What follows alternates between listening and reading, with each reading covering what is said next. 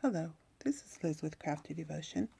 Today I'm going to teach you how to make this beautiful, lovely silk flower. I have just put various centers in them, made them slightly different sizes. This is closer to a 4-inch and this one's closer to a 3-inch. I also have this beautiful white silk flower. I used fabric. I found this fabric at a secondhand store. It was a cute little dress, and it's actually brand new. It didn't look like it was ever used. It looked brand new. It has a little bow. It's like some type of a kimono or sleep gown, but it says it's 100% silk. And I just loved the colors. I paid, actually I think it was like 25% off or something, but I paid $1.80 for it. And I only have so much of this fabric. It was very interesting. It has like this stretchy connection here with elastic.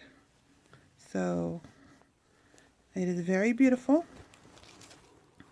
Beautiful fabric. So first thing I want you to do is to cut your fabric. When I cut my fabric, I did learn that the silk will tear. It tears very well and it makes it very even. So try tearing your fabric. It really does make life easier when you can tear it. I don't always have all my cutting equipment out.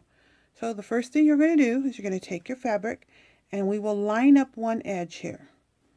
And we are going to wrap it around 2 fingers. So take 2 fingers, I go here and I put it here, and I wrap here and I kind of hold it with my thumb to start, and I do a little snug, and then I start wrapping here. And then you keep this part close. Don't wrap it so tight that you're not going to be able to get it off. The size of your fabric, your fingers doesn't matter much, because really this is not an exact flower. You're going to find that you'll love the effect you get from this technique. This is a technique that I discovered while I was creating and designing things myself. I was trying to create some shabby chic flowers with no sewing, and when I did that, I figured out that I can use this technique. Okay, now what I do usually is I'll line this up. You can see it's not cut completely correctly, but I will take, if you want you can cut that straight, but I usually just trim the corner here, just a small little corner, take it off, the little corner on the other side. I have various videos out, and I do show you more tricks to doing this in my other videos. You have to look at them if this is too difficult for you to understand. All I'm doing is rounding it. That's really my goal. And then here on the side, I trim it. Now, I want to try to leave about a thumb's width or about an inch there. I'm not cutting it all the way apart. Make sure you don't cut it all the way apart.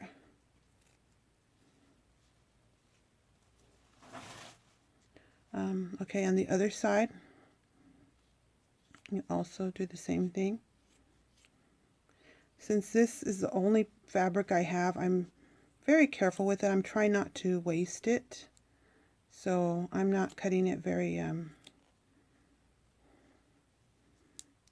small. I'm trying to keep it, because I don't think I will purchase silk fabric unless I find a nice bargain again. So that's what you do, and then it comes off like this, and you can see the connection here. It's not totally even or anything. The petals are not totally perfectly shaped. You're going to melt these petals, so perfection is not important. When you come to the end, this was the inside, and usually since I make sure the outside is straight, A lot of times the inside is a slightly crooked, so I just cut that little bit off. That's slightly crooked. There we go. Now, the next thing you will need is you will need a hairpin.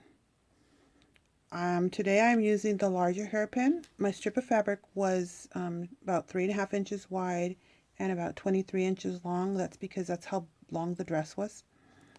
But you can cut the length of it to about 12 inches and your flower will come out approximately the same size but will not be as fluffy. So you take your hairpin and you put it down the center of your fabric until you have all your fabric on the pin. Okay, I have all my fabric on my pin. Oh, I got a little bit left because I let it go. It's at this point that I look at my edges and I try to see if they're all even. You can see this one and this one. This is a shorter one, and I usually just pull on it so that they're about the same. This is the point I like to melt it. Now this process takes a very long time. I'm saying it's gonna, I don't know, it could take you a half hour or 15 minutes, but I find that actually melting it on the pin is my favorite way of melting. I'm keeping this fabric about 1 inch from the flame, and you can see here this one compared to these over here, it actually has a small little melt on it.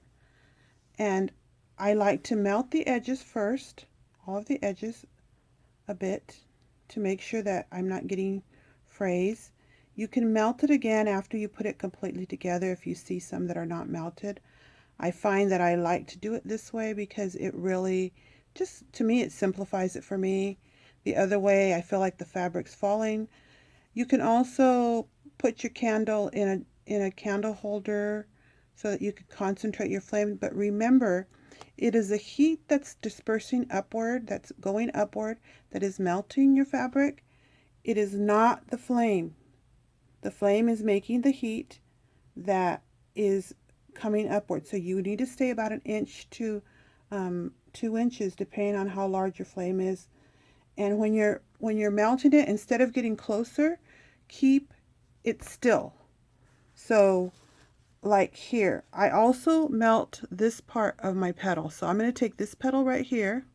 See that petal? I'm going to take it and I'm going to put it over the flame and I'm going to keep it there until I see it melt. You cannot see this process happening because of the angle, but I keep it there until I see it crinkle. Now look at it. Here, it's right here. I'm not going to take the time to do the entire thing on camera. I'm going to go off camera and finish melting my flower so that I can show you the next step. Okay, I've melted my fabric enough. At this point, I kind of recheck it again to see if it's off, way off, because you've been melting it, and I actually will sometimes pull out some of the petals, pull them down so that I can melt them. There we go. And then what you're going to need next is a string. I have a cotton string. If you see, I usually take it and I put it right between the prong of my pin, and then I take it to the back. And the other thing I've learned, I'm going to hold it up so you can see, is that I twirl it. I put it in there once, like if you're tying your shoes, but I do it one more time. I found that this actually helps it to stay snug once I get it snug. So it'll actually keep it as tight, as snug as I need it to be. Now don't pull it so tight that you're going to break your string, but pull out your pin at this point, and then I pull it tight. And you'll see that they kind of fold forward, the petals. That is part of what gives these flowers this full, beautiful full look with just without having to mess with every single petal. Okay, so that's the bottom. Now the top. So what I do here, you see it's slightly misshapen. I kind of pull up a little, and I open up my petals. I just do this, just twist it around, and you'll see that it just looks like a beautiful flower. That is just beautiful. This one happens to have a lot more white on it than my other flowers, but you see, now I see that this one's a little bit sticking out, so sometimes I'll go and I'll say, well, on this side, pull it up a little bit. Any that I see that are small, I kind of go and just make sure they're kind of even. You can actually trim the petal off too if you feel like it looks a little bit long. I'm actually, a lot of the times when they look long, it's because you may have missed, like this one. See, I missed melting it. So I will actually do one more melt before I'm actually done with this.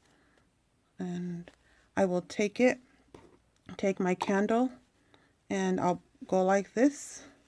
Pull out the one petal, only the one.